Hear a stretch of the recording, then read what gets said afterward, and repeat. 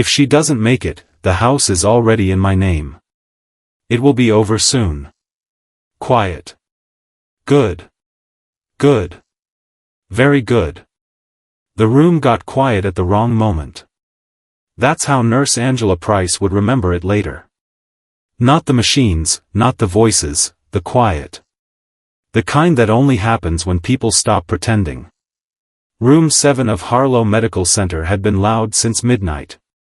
Dr. Rachel Monroe had been on her feet for 19 hours by then. She was 33 years old, a high-risk delivery specialist who had seen more close calls than she could count. She did not panic. She did not guess. She stayed, and she worked, and she watched. The patient's name was Elena Ward, 27 years old, 39 weeks, admitted at midnight with a placental tear that moved faster than anyone had predicted. By 2 in the morning, her blood pressure was dropping in the slow, steady way that means the body is making decisions the doctors haven't made yet. By 3:45, the room had the specific energy of people working at the edge of what they know how to do. At 3:47, Elena's heart stopped. Dr. Monroe called it. She started compressions. The crash team arrived in under a minute. In the hallway outside room 7, 3 people waited. They had been there since 1 in the morning. Long enough that the night shift nurses had started paying attention. Not because they were loud, but because of the way they were positioned, like people waiting for something they had already decided was going to happen. The man was Marcus Ward, 31, broad shoulders, good jaw, the kind of man who walked into rooms expecting them to reorganize around him. He had a phone in his hand and checked it every few minutes.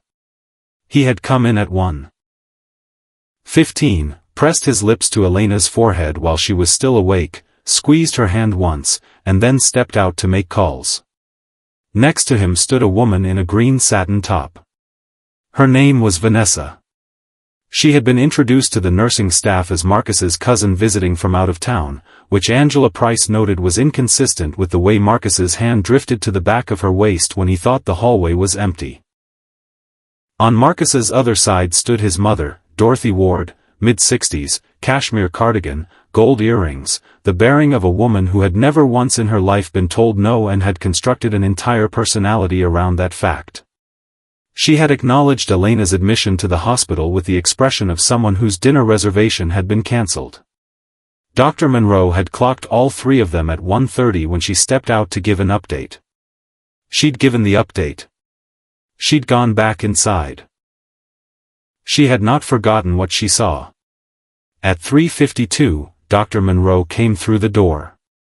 Her face was the practiced neutral that takes years to build, the face that holds everything back until the words do it. Marcus looked up from his phone. "Is she?" "We lost her heartbeat at 3:47, Dr. Monroe said. "We are working to bring her back. The situation is critical." Something moved across Marcus's face that Angela, watching from the nurse's station, would think about for weeks. It was not grief. It was something that wore grief's clothes but moved differently underneath. Something that was already doing math. Vanessa's hand found his arm. Dorothy said, "What about the baby?" "We are doing everything we can for both of them," Dr. Monroe said, and went back through the door. Before long, Angela heard something she was not supposed to hear. She was charting 12 feet away. The hallway was quiet.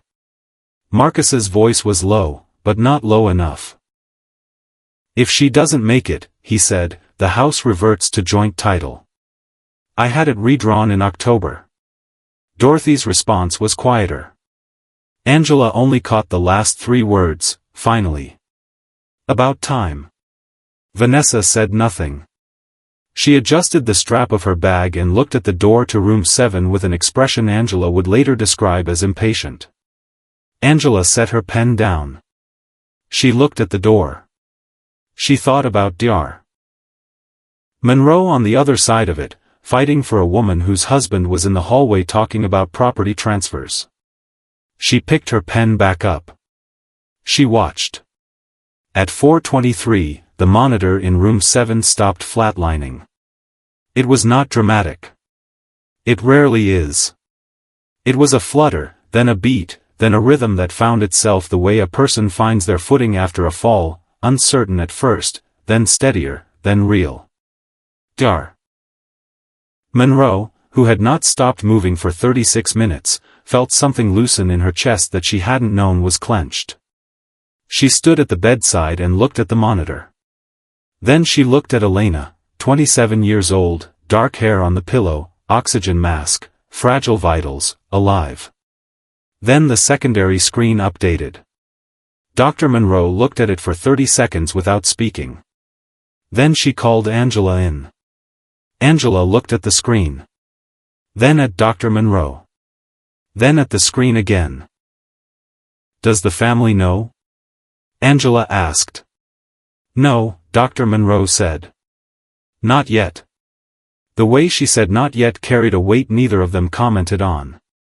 At 4:31, Dr. Monroe stepped back into the hallway. Marcus looked up. "She's alive," Dr. Monroe said. 2 seconds of silence. 2 seconds where 3 faces moved from whatever they actually were to whatever they decided to show. "Thank God," Marcus said. Correct words, correct volume, correct expression. 1 second too slow. "When can we see her?" Dorothy asked. "She's unconscious and needs to remain that way for now," Dr. Monroe said. She paused. "There is something else I need to speak with you about. All 3 of you." She gestured toward the small consultation room at the end of the corridor, the one with the round table, the box of tissues, and nothing on the walls. The room where news gets delivered. Angela did not follow them in.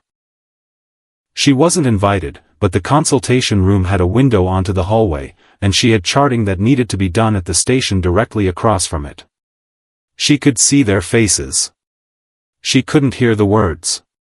She watched Marcus receive the information. She watched Vanessa's grip tighten on her purse strap. She watched Dorothy's hand go to the gold chain at her throat and stay there. Whatever Dr. Monroe was telling them, it was not what they had expected. What Dr. Monroe told them was this: Elena Ward had not been carrying one baby. She had been carrying 2. The second twin, smaller, positioned behind the first throughout the pregnancy in a way that had appeared on early scans as a shadow, had been monitored closely since week 21. Both had been delivered by emergency cesarean during the resuscitation. The pressure reduction was the reason resuscitation had been possible at all. Twin A. Stable, 3 pounds 11 ounces, in the NICU, breathing with assistance. Twin B, stable, 4 pounds 1 ounce, in the NICU, breathing independently. Both expected to survive. Their mother expected to survive. Dr. Monroe delivered this in her careful, neutral doctor's voice. She watched the faces on the other side of the table. Marcus's face did something complicated, not relief rearranging itself, something else. The look of a man who had been 3 moves deep into a game and just discovered the board had more pieces than he'd counted. Dorothy went very still, in a way that was different from the stillness of someone receiving good news. Vanessa looked at Marcus. Marcus did not look at Vanessa. Dr. Monroe let the silence run until it became its own kind of data. Then she said, "I want to be completely clear. Your wife is alive. Your children are alive. All 3 of them will need significant care in the coming weeks." She said your wife the way people say words they have chosen very deliberately. "I'll need the family's full support to be available." She said family the same way. Marcus walked out of the consultation room first, jaw set, phone out before he reached the door. He looked at the screen, put it away, took it out again. Dorothy walked out second. Her hand went back to the gold chain. She touched it once, like checking it was still there. Vanessa walked out last and didn't look at either of them. None of the 3 spoke. After a moment, Marcus turned and walked toward the elevator. Not toward room 7. Toward the elevator. Angela watched him go. Then she went to room 7 and stood in the doorway and looked at the woman in the bed, the mask, the monitor with its steady rhythm, 2 empty bassinets waiting beside the window, and thought about the way some things arrange themselves, not cleanly, not without damage, but into something that holds. Elena Ward regained full consciousness 41 hours later. In those first moments, she knew none of it. She didn't know she'd been unconscious for nearly 2 days. She didn't know her heart had stopped. She didn't know about the twins 2 floors up, getting stronger by the hour. What she knew was that Dr. Monroe was sitting beside the bed, not standing, sitting. Later, Elena would say that was the thing that told her it was okay, before any words were spoken, because doctors who sit are not delivering catastrophe. They are staying. There are some things I need to tell you, Dr. Monroe said. I'm going to tell you all of it, and I'm going to be right here while I do. She was. The twins' names came later. Elena asked to see them before she named them. The NICU team arranged it with a wheelchair and more care than was strictly necessary, because Angela had made certain requests on Elena's behalf that the team honored without asking for a full explanation. The first time Elena held both of them, one in each arm in the soft NICU light, she didn't speak for a long time. She just looked at their faces, tiny and red and stubbornly, completely alive.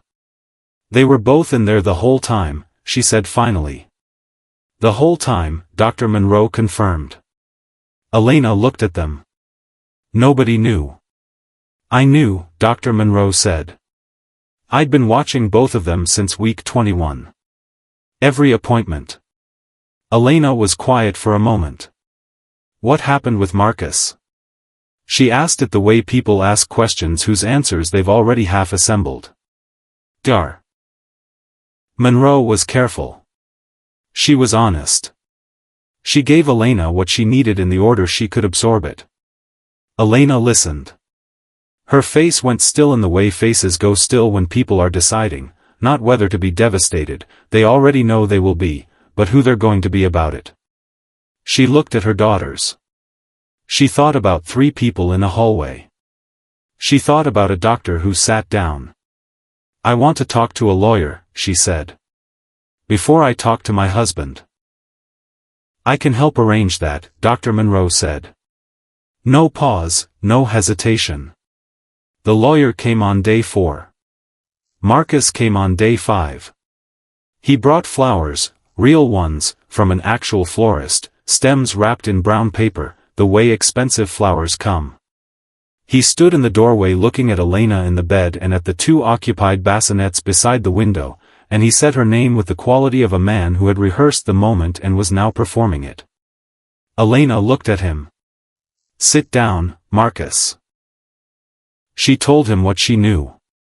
She told him what she had already started. She said it in the calm, clear voice of a woman who had been dead and come back and was no longer afraid of the things she'd been afraid of before. He spoke.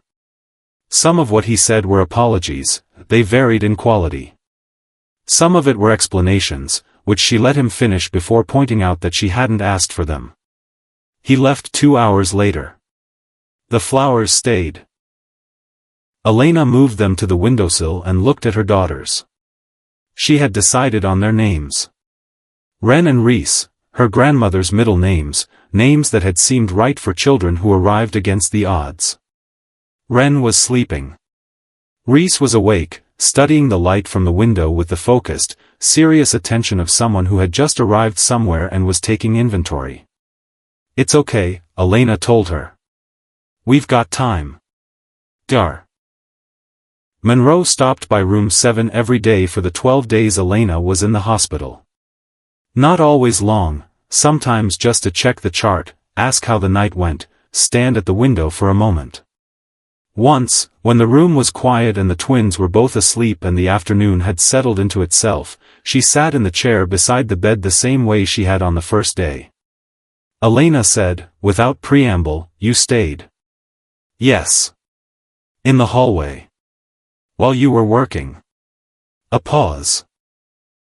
"You already knew about them." Dr. Monroe considered this. "I knew some things."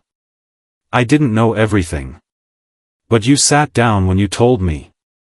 I did. Elena looked at Ren and Reese in the soft light. Thank you, she said, for staying, for sitting, for all of it. Dr. Monroe nodded. She looked at the two of them, small, determined, impossibly here, sleeping in the afternoon with the absolute peace of those who don't yet know what came before them. There's going to be something, Dr. Monroe said.